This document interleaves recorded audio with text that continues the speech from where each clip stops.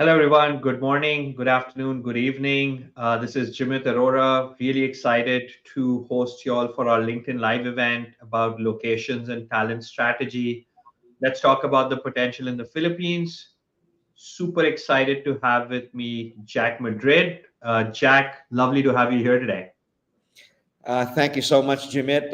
Pleasure and very much looking forward to our conversation in the Philippines.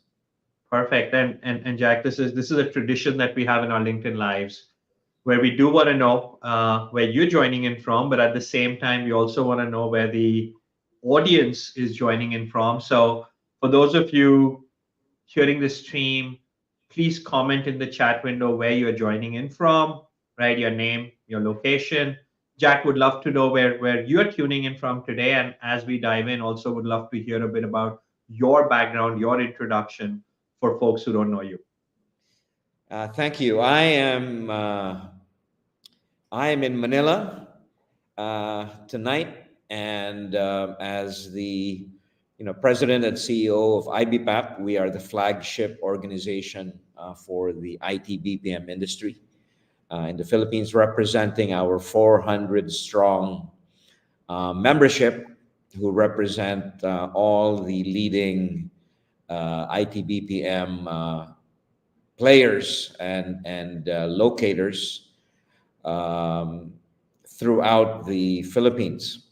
And we have been around for 20 years, and we represent the the investors and their 1.7 million strong employee workforce. And I know we're going to be talking at length about how the industry has grown, Jimit. So yeah, so Yep. greetings and good evening to everyone in the audience from Manila. Excellent. And I'm joining from the other side of the world in Dallas, Texas. Just starting our day here, and I guess appreciate you joining in so late. From it's almost 10 p.m. there, so quite grateful for you to make the time. Again, we want to keep this interactive. I see we've got folks from Pennsylvania, from India, from Wisconsin, Manila joining in. So keep it coming, folks, and keep the questions and comments coming through as well, right? Jack, I will say that it was really exciting to kind of have been in Manila 5 weeks ago, was it, for IIS? And I think you were mentioning this was the largest summit that y'all had done for the industry. It was really exciting to see the energy and enthusiasm across the sector, right? And I think if we look at what's really been happening from a growth perspective in the sector, right? And we had a couple of slides which were presenting that, you know, over the last few years, that growth number for here it is, right? So I think you're expecting to close the year over 35 billion in revenue, right? Um, in the end of this year, we were fortunate to kind of partner with IBPAP on the roadmap. So we'll talk a bit more about that. More importantly, if you look at the growth rates, right? Before COVID, the new BC, as I like to think of it, it was 4%. In the last 3 years, you've been growing at a compounded, roughly double digit 10% growth, which is higher than the overall global services industry. And it's also been contributing to over 110,000 new headcount being added every year, right, for the last 3 years. So it's obviously been a phenomenal growth.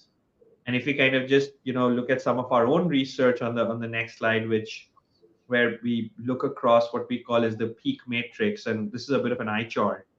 But if you'll see, as we publish the leading locations in our locations peak matrix report, both for contact center work as well as non-voice transactional work, Manila is one of the leading destinations in aggregate, right? So I'm sure you're really proud of this, but I kind of wanted to get your perspectives on, what's been the nature of this growth like, and how do you see this market having evolved over the last 2 to 3 years? Jimit, it's gratifying to have witnessed, you know, what happened to the industry here over the past several years. Especially in the context of at the height of the pandemic, one did not really know what would happen. Because we were navigating uncharted waters.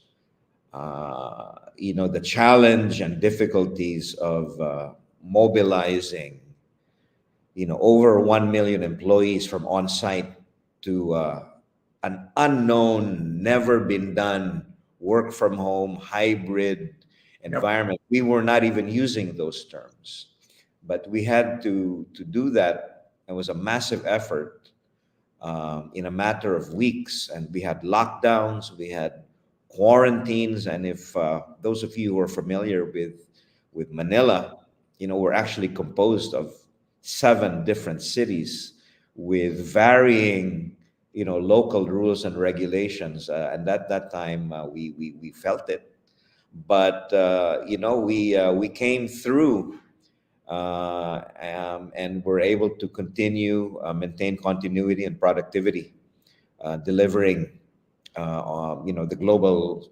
uh, services that our employees have done without any dip in either productivity or customer satisfaction. So I think it was a seminal period in the sense that we were able to prove to our global customers the agility and resilience, of the Filipino talent in navigating such a difficult period. And I think, to your point on growth, that seemed to have unleashed a new wave of new demand, wherein some functions that were never offshored Yep. in the past, you know, um, uh, it was proven, and not just the Philippines, but other destinations as well. That those functions are indeed offshoreable, and I think we that reflected in some part to the 255,000 job growth during those 3 years. And I think that's a great point, right? I think once there was recognition that the work was being done remotely and we weren't really losing productivity, didn't really matter whether it was being done remotely in the United States or in the UK or in Philippines or India, right? So you're absolutely spot on. We've seen a new wave of offshore growth come in, and a lot of it has been greenfield demand, which did not exist earlier. So great to see that. Also, kind of seeing some of the comments kind of come through. So now we have North America represented, we have Europe represented. There's a bunch of folks from the Philippines, as you'd expect, as well as from India. So we have a number of geographies already on the LinkedIn Live. One of the things we like to do is keep these interactive. Jack and I will be glad to talk about. We spend hours exchanging notes on this, but we are here to kind of answer some questions from the audience. So as you have questions, please feel free to send them our way, and we'll try to address them as we go along. Right. One of the themes, and Jack, you kind of mentioned, hey, there's new demand and there's been resurgence of demand. The last 2 or 3 years have been a bit of a roller coaster when it comes to the world economy. When it comes to 2022, we had this massive the Great Resignation. So one of the things we started doing, and we have this new tool that we've created called Talent Genius, which allows us to track demand over different geographies, right? And we actually had a slide which shows this. Perfect. It's in here. What's on here is, again, it's an indexed view. Kind of, we said, hey, the demand in January 2022, so almost about 2 years ago at this point. Wow, you're literally sitting in November right now of 23. So about 2 years ago, we indexed it to 100 for a few of the large delivery geographies. What's been interesting is that, yes, there have been a lot of variations, but from a global demand perspective, the Philippines is sitting almost at a double of where it was 2 years ago, right? India is roughly the same at about 107. So if there were 100 jobs being sought for, it's 107 now in India, 193 in the Philippines. Colombia and Poland significantly lower, right? And again, it's important to look at the portfolio because it tells us what the health of the global delivery market is, right? So as you think about this increased demand, um, I'm sure this is an opportunity, but at the same time also causes introspection. Do you feel that the talent pool in the Philippines can support this demand surge that we've been seeing for the last few years? That's a very incisive and relevant question, Jimit. The short answer is yes.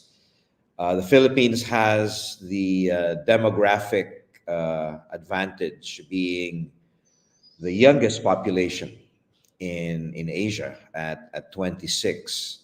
So this presents the opportunity to leverage on that the demographic dividend and scale based on the this ongoing demand for Filipino and IT BPM talent. It does also present a challenge in the sense that you know it's an industry that has matured, grown, but not fully understood yet Mm-hmm. uh, by the full range of graduates and job seekers in the sense that is this a long-term profession, because it's still considered not a traditional career in Mm-hmm. many schools, families have different perceptions of what the industry is. What started as a traditional call center, contact center industry, almost 20 years ago, people have different, I guess, perceptions and opinions of what that is, both positive and some not so positive. And this is why IBPAP, has taken, as part of the roadmap recommendations, has really began to embark on an industry rebrand, which I feel is necessary. And we are doing this to address those perceptions, and also behind it is really the intent to widen that potential talent pool, those future generations of job seekers who are presently maybe not even considering the industry as a potential career option. And so the short answer is yes. I think if you look at the historic growth trajectory, we've proven that we've been able to match the seemingly you know uh, uh, change, the large change and shift in the job skills expectations of our global customers. We've been able to match that. The workforce, regardless of university background, is a very trainable and I would say the raw material is extremely strong, on the Mm-hmm. bedrock of I would say world class communication skills, familiarity with not just English, but Western culture, especially North American culture. Given the affinity with the U.S., but really, the what sets the Philippines apart, I believe, is really the renown for our empathy, Yeah. which goes beyond communication or English proficiency. But as we've also witnessed in the past, uh, several years, the skill expectation keeps changing, and I think this represents both a challenge and opportunity as we strive towards higher value added services. We need to strengthen certain technical areas in the digital domain. Uh, you know, uh, Yeah. I would say yes. So that would be my initial answer. No, I think that's really helpful. I want to unpack this a bit. There's some questions from the audience. Keep bringing them in. I don't want to. I did want to double click on one of the components. So you started talking about, hey, there's more for us to be done in on the digital side.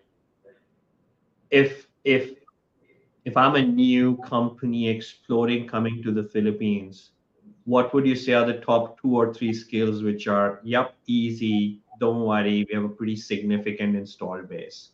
So where would you say that it's really easy? And I know contact center is one, which is Philippines is the largest location. What would be some others that you think are really strong for the Philippines from a skill availability standpoint? Well, look, if you look at where the growth has been in the past, several years, in IT BPM has really diversified. I think, you know, uh, obviously on the back of our renown in delivering customer experience. I think we've shown good strength in the healthcare segment, as well as banking and financial services. Whether it is including some areas of IT, and again, how do you get to certain skills and proficiencies?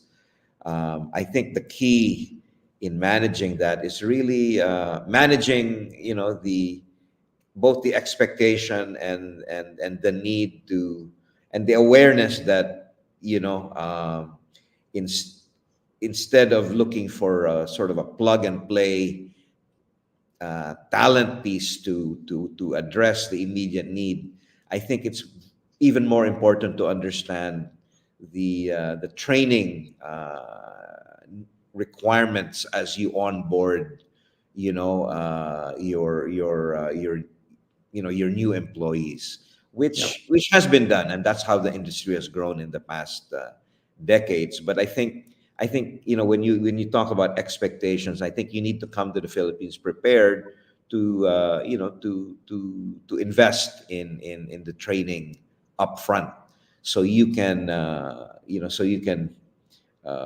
I guess execute on your ramp, your ramp and your onboarding at the Yep. outset.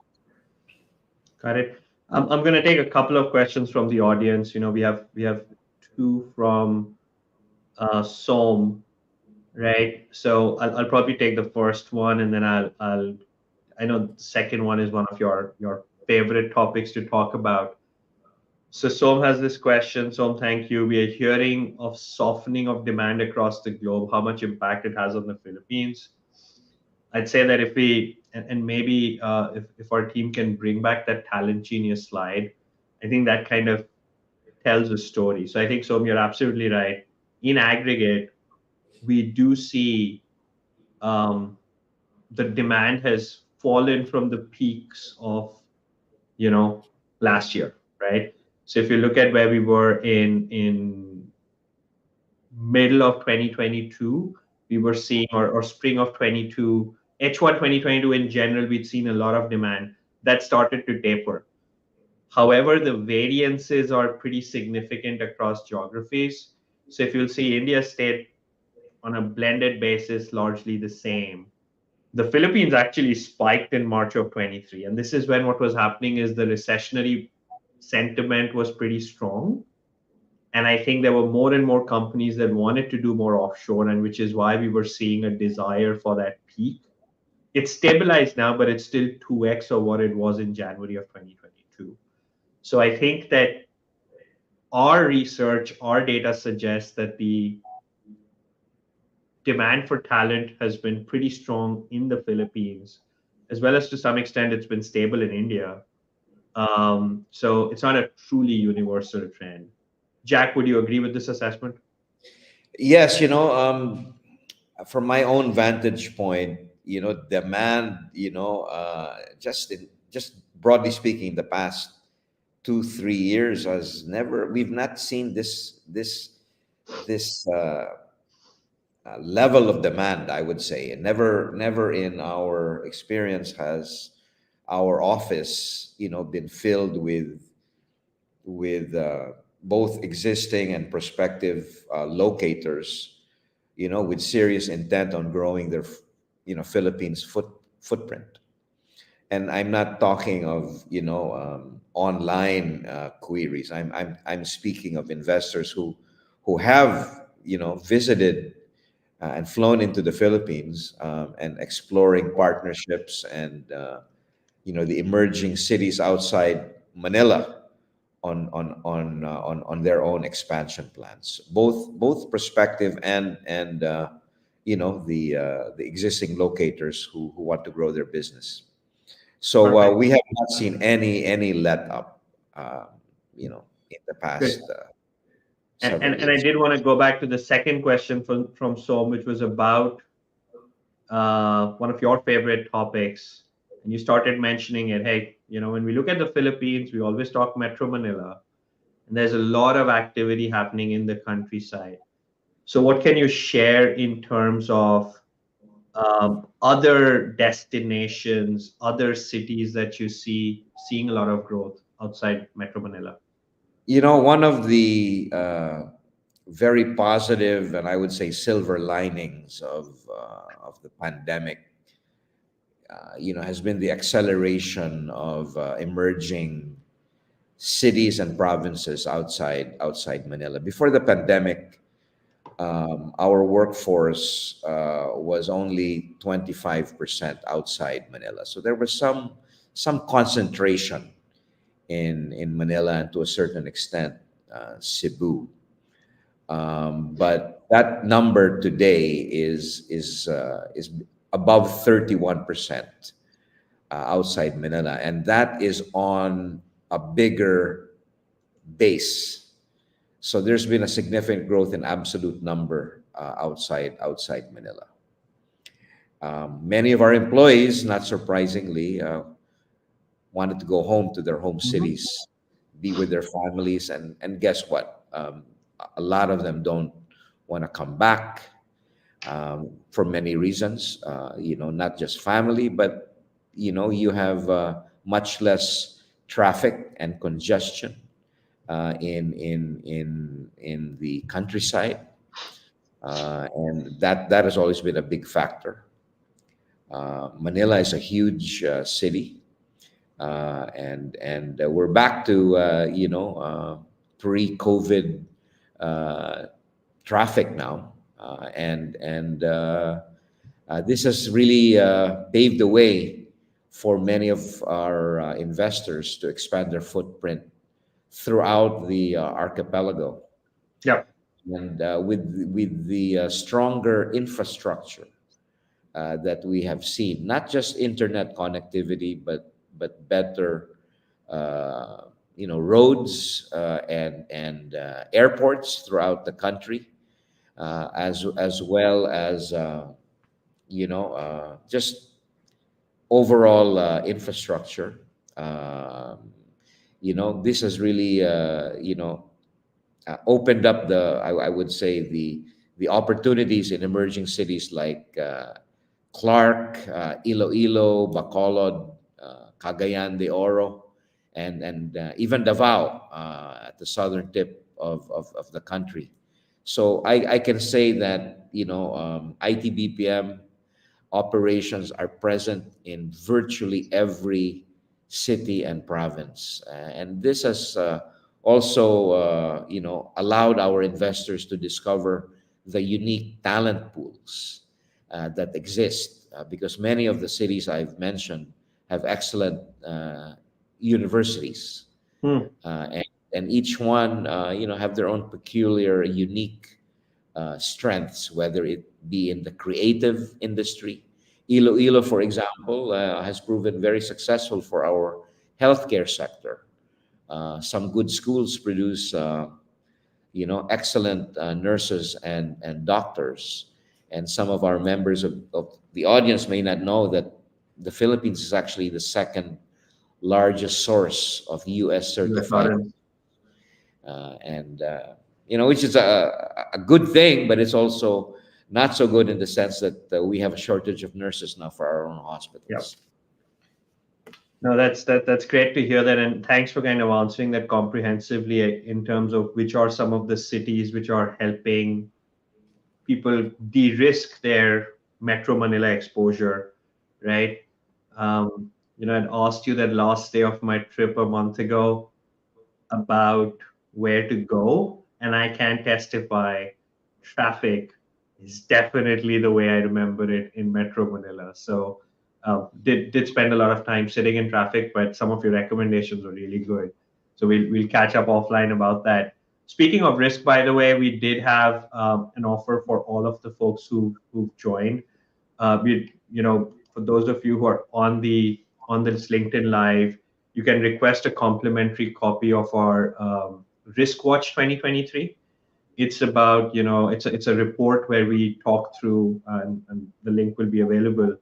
How do you really track risks in a volatile and uncertain global services market? So hopefully that'll be some food for thought as y'all are thinking about your location strategies in the future, right? Jack, I wanted to kind of come to one component which was around, you said, hey, there's a lot of efforts being taken to do skill development, right? It seems like the demand is there. We've got the raw supply, and there's a lot of work that needs to be done to make that raw supply be equipped to meet this demand, right? So, can you talk a bit about the specific skill development programs that are being implemented? I know that you partner closely with the entire ecosystem, government, academia. So, some headline initiatives and how they've created some success in the last few years. Yes, happy to do that. Talent development is a key pillar of what we do, and as probably the most important acceleration lever of Roadmap 2028. And we have had some positive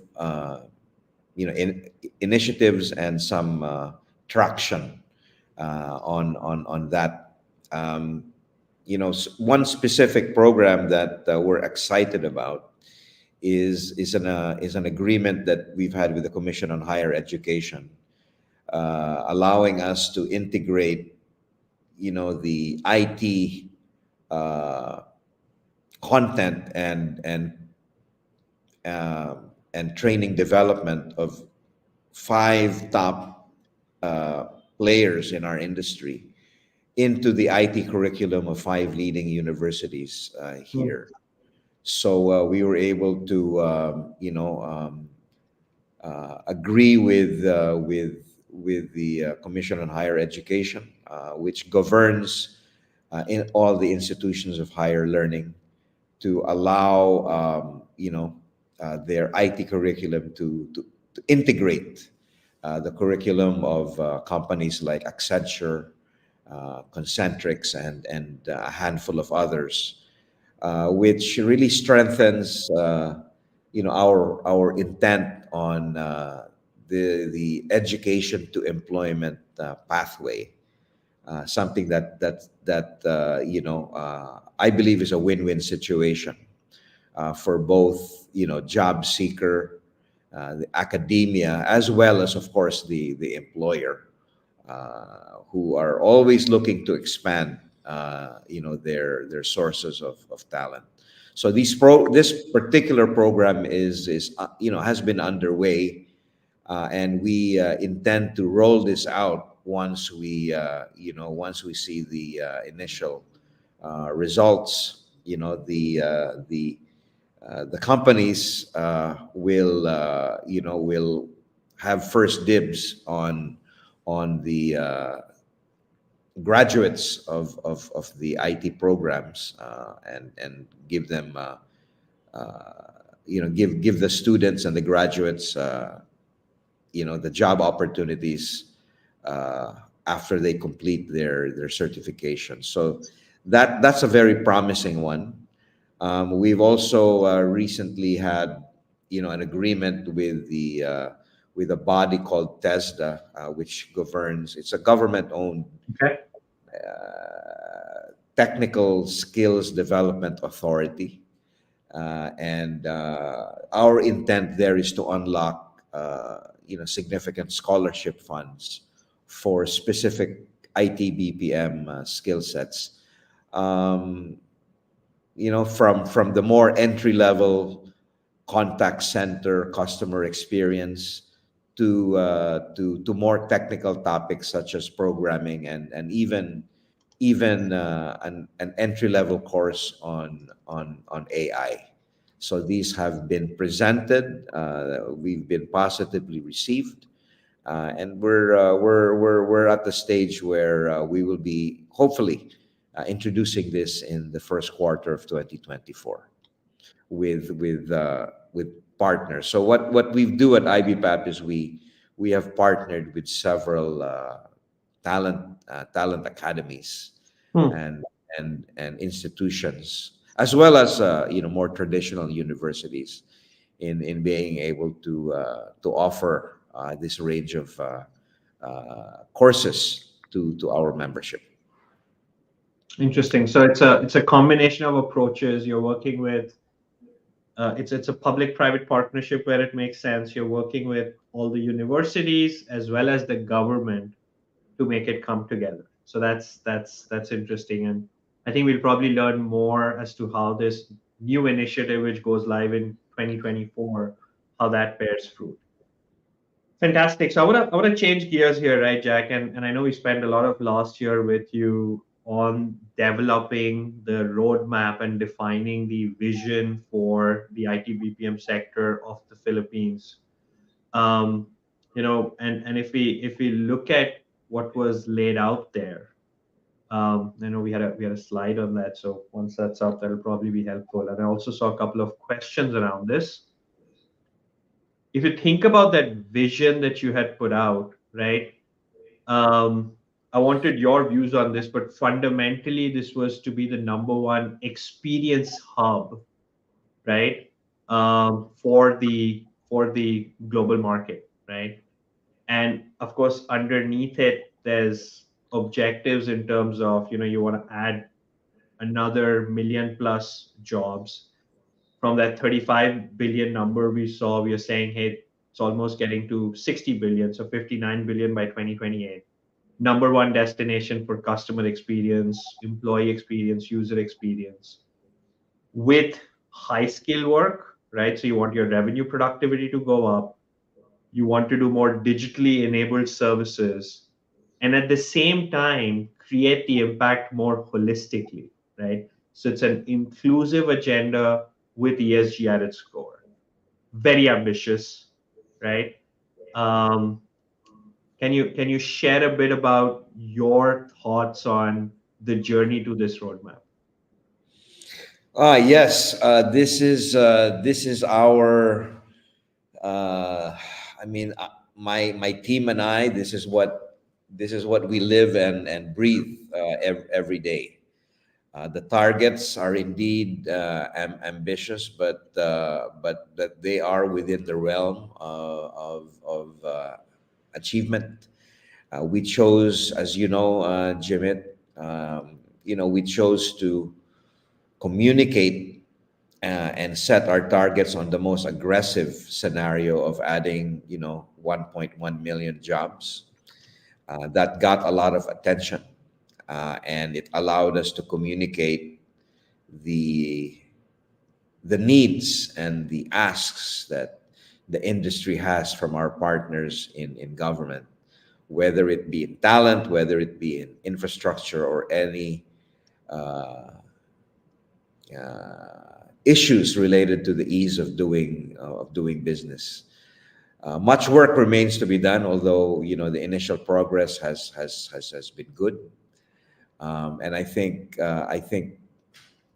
the other good news I want to share on this is the fact that the current administration is much more appreciative of the importance that our industry plays, and more receptive to the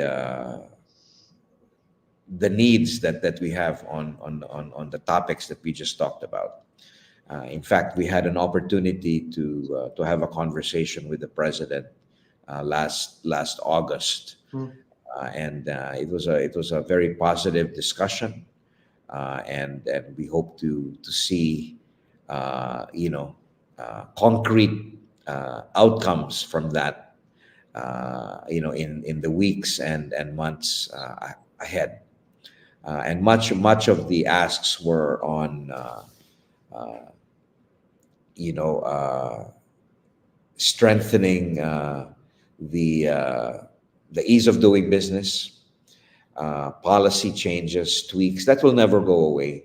Yep. But I think what was a little bit more new was really the asks that we had on the talent development front.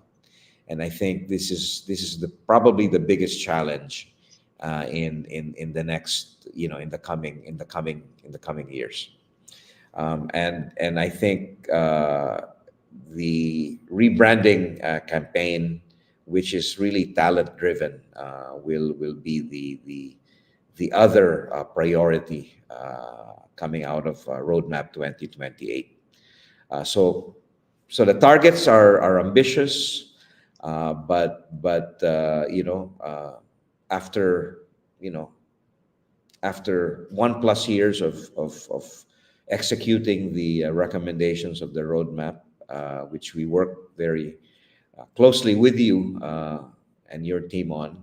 I think we've had some good, positive early traction, and my team and I just need to continue this momentum. Absolutely. Um, Yeah. No. And again, I know we discussed some of this. You presented the 1 year update, and it looks like you're well on track, in fact, to get to the distinctive kind of targets that were the stretch ambitious targets that you'd set out. So we'll be watching the space closely.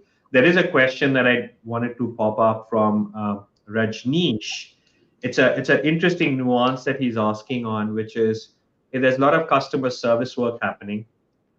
If you think about customer service, it's in some ways broader than just the contact work that we might be doing, right? So and if I go back and tie this to the roadmap, you said, hey, we want to be number one when it comes to customer experience, right? So as you think about all of the customer experience work, I suspect that the contact center portion is a component of it, but there's other pieces that create that number one experience destination for the Philippines. Any color you can provide to this, Jack? if one other very important segment of the industry, which does include, at its core, I guess, contact center type services, is really the shared services, composed of all the multinational brands that have been in the country for many years. Mm-hmm. Many of them, very quietly have been here and growing. But if you look at renowned institutions like J.P. Morgan Chase, that has been here for a long time, with over 20,000 strong workforce, and more recently, financial institution like Capital One, that has really grown quite impressively. You will see that if you drill down and look at the types of services that they perform, they go beyond contact center and CX, including credit analysis, including analytics, and even cloud computing. You see that across the board. So um, while contact center was where we started and is still the majority, if we were to classify the industry, but clearly, it is really a combination of CX and very specific domain skills depending on the industry vertical. So this is evidence of the importance of taking on the uh, responsibility of uh, developing talent at the outset as Yeah. you wrap as you onboard and establish your brand in the Philippines. But that early investment, if you have that kind of mindset when you first invest in the Philippines, you will reap the return in the years ahead. It is it's going to be more difficult if you come in and expect to immediately find talent or just you know uh, find existing employees from maybe the competition and rather than develop the talent, because we've in all my conversations with members, they see more success in employee retention when you invest early. Yep. You only have to look at Accenture and the IBMs of the world here, and you see that you see how successful they've been in establishing their own individual reputations as companies that invest in people, Yep. and you see the benefit in people retention. And they may lose a few here and there, but again, you get this reputation. Oh, there's certain companies that only hire from Accenture, for example, and that's not necessarily a bad reputation to have, because then if you see, oh, it must be a good company. So if you're a job seeker or a graduate, you say maybe that's a good place to work Yep. because I will be in demand, Absolutely. years ahead. It's interesting. It's interesting. We every year, the last couple of years, we've been doing top employers in different geographies and just looking at aggregate employer value propositions. And it's been interesting to see that the overall job satisfaction, as we compared a few delivery destinations, I think we've done India, Poland, Philippines. In aggregate, the Philippines was the highest across that stack of leading destinations. So I do think that people are making the right investments for that. So I think that's great to see. I know we are almost kind of getting to the end of this. So I wanted to combine a question that we had from a audience member with one of the things that you mentioned earlier about, hey, the administration has been interesting. So as we think about the value proposition and some of the steps being undertaken to sustain value proposition and link this to specific incentives that might be offered by the governments, both at a central level as well as at the local levels. Have there been any major changes on the incentive side for new investors coming into the Philippines? Well, what I can say on this is that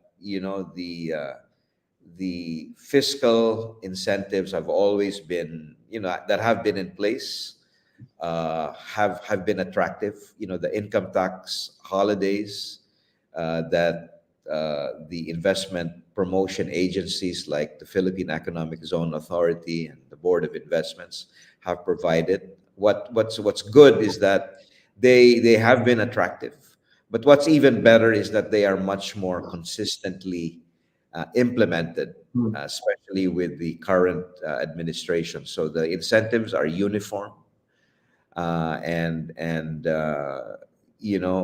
including work flexibility, which was a major positive last year. But we're not quite done with that. But we are quite optimistic that within the coming months there will be even stronger uniformity in the hybrid work component. So what I will say is that the incentives are in place. They are much better and more consistently implemented. That took a little bit of work in the past 12, 18 months. And where we are now in this is really going one more level into um, more specific city and province implementation of domestic incentives, because there's been some pockets of not so consistent implementation at the city level. So IBPAP has been working on this in ensuring that regardless of which city or province an investor goes, there should be no difference, Hmm. you know, in in local practices and implementation of rules, which includes even the nitty gritty stuff like business permits and occupancy permits. So at a broad level, the incentives are remain attractive and now more consistently applied. And we're now working at the next level of detail, which is really dealing with the city governments at a more consistent level. And that is on the back of our stronger relationship, with the local government units. And I've been encouraged across my domestic travel on this new wave of mayors of all our emerging cities that are more understanding of the importance of our industry to their domestic economies, and the economic benefits that job creation Yeah. from our industry is able to provide their cities and provinces. Absolutely. And I think it's not just the direct job creation, but also the indirect job creation, which is usually a 2x multiplier, which makes this such an interesting mathematical uh, value creator. So my team reminds me that hey, we do have that risk watch report for you all to be able to access, right? If you all want it, and it's talking about the entire uncertainty and volatility in today's environment. So there should be a link for you all to be able to request it. So Jack, one last question for you before we wrap up, right? Which is, if there's a first time investor, there's actually been surprisingly quite a few. We've been working with some clients just earlier this year who visited the Philippines for the first time, right? Given this wave of a lot of people wanting to do more greenfield offshoring, but if there's someone coming in, what would be the advice that you would give them, right, to make sure that their journey to offshoring in the Philippines is successful? Great question. I think the first thing that comes to mind is actually mindset, and I think be prepared for investing in developing the right relationships at the outset. The more successful new investors that we've had, the opportunity to work with. That is very much part of their playbook, and this is certainly the advice that we give. There's been, depending on the kind of operation and the scale that you want to build, and everyone has different objectives. Whether you start with Manila, or do you go directly into an emerging city or province? That's always uh, a question, and it's an interesting one that we always enjoy addressing. But it really goes back to the end objective of each investor, whether it's whether there's a concern on concentration risk or specific skill sets. I think surrounding yourself with good advisors and partners who can guide you in establishing your presence. I think that's the first thing that I would say. Obviously, one of the reasons for our existence at IBPAP is to provide that kind of advice, and so we've been happy with the feedback that our new members and investors have given us, because we this is really what we do. Whether you're a member or not, this is a core mission of IBPAP, is to be that repository of insight, knowledge, and advice, and referring the right parties to aid investors. And I think the other thing, when I mention mindset, is really being prepared to invest and understand the skills and the talent that you are seeking, and be willing to invest in the talent instead of just hiring Yeah. job ready talent. I think that I mean, maybe it's a mix and match. I do understand that people need to establish some kind of ramp at the outset, but I think being ready to invest in talent, and developing the right skills and culture, I think, is very important at the outset.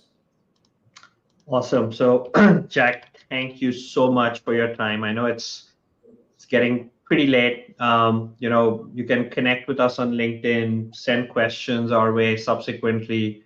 I did want to kind of summarize with a few thoughts and some notes that I was taking along the way, right? If I had to kind of think of the five key takeaways, one is we've seen unprecedented growth over the last few years. Demand has not been an issue.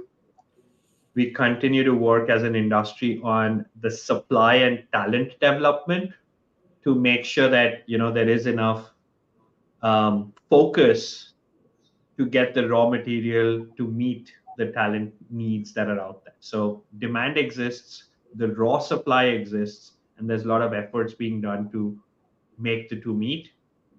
Really good to hear about the activity outside Metro Manila, in some cases even outside Cebu, in areas such as Clark, Iloilo, Bacolod. So that's been exciting to hear. Your very ambitious agenda that you've identified, right? But what's really underpinning that is that the nature of work being delivered, especially you gave some examples in terms of the shared services, some of the banking organizations, some of the healthcare organizations that are doing more complex work, more digitally enabled work versus just some of the traditional aspects that we'd seen in prior years. And, to succeed, what you now are seeing is, hey, we've got the incentives and government support in place. And then companies coming in with the right mindset and the right culture can really make a step change in their transformation journeys. So anything I missed, or do you think that was a good Yeah, recap of what we great discussed? synthesis of our conversation, Jim. It's always a pleasure to speak with you. I just wanted to emphasize that, as I speak with both new and other locators who have been operating in the Philippines in the past decades, they do say one thing, the majority of them at least, and really it's really about, at the end of the day, it's really about the quality of the human capital that they find here in the Philippines. I mean, this is the bedrock of the industry. I remember in the early days, we did not know what would happen. Is this real? But 6 million employees later, I think we've validated that it's really all about the human capital, and I think this is where the investment should continue to be made. And there are specific challenges as with other IT BPM destinations. But every challenge, if you look at our growth trajectory, has been met, Yeah. through all the economic headwinds and an occasional disaster, and even a pandemic. We have been able to tough it out and show good growth trajectory. But the next few years are going to be extremely interesting. But I remain, cautiously confident that we can meet the challenge. But at the end of the day, this is really our collective, responsibility. And one of the things I'm very happy about ITBPM in the Philippines is really this strong sense of community. Yep. We may be competing, for across various things, but when it comes to our industry and the challenges we face, we have those very honest conversations about how to work together and meet them. And I'm really, one of the best things about working in IBPAP is the opportunity to see that and even often drive those conversations as we move forward towards 2028. Absolutely. And again, thanks, Jack, for being here. Thanks for making us part of this journey. And I can't believe it. We're almost at the end of the year. So, wishing you a very happy holidays. So thanks again. Mabuhay, sir. Thank you so much, Jimmy. Always a pleasure to be with you and the Everest team. Thank you. Thanks, everyone.